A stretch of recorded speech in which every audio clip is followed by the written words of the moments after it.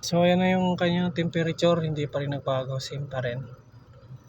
So good. Ngayon titingnan natin, bubuksan natin yung hood, tapos check natin yung radiator kung bumubulwak.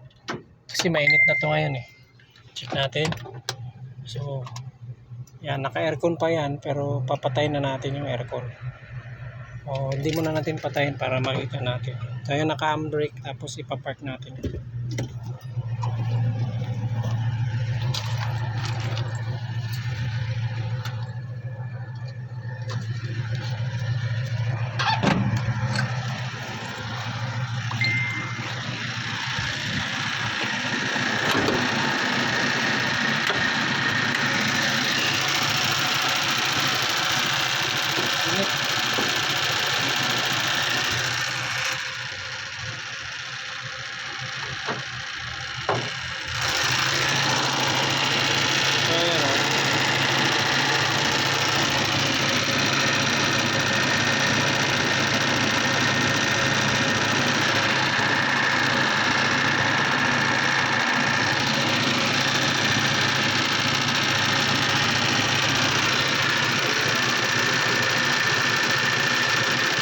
So ayun, nakita ko na may leak.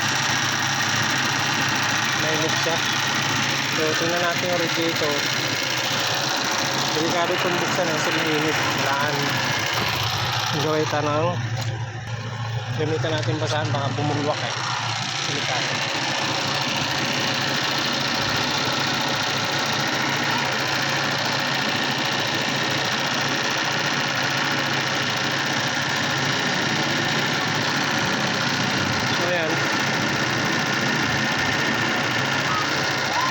Hindi naman siya nabulok pero nagbawas ng tubig. Ayan o. So check natin yung reservoir.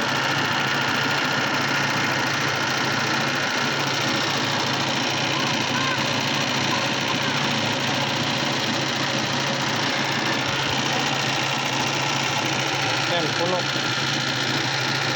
So hindi kumukuha ng tubig. Ayan, puno-puno.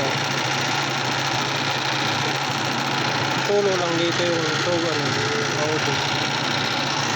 So dito nakita natin merong problema. Meron siyang leak. Yun o, sa ilalim.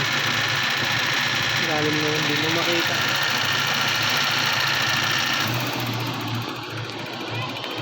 So kailangan to talagang i-overhaul.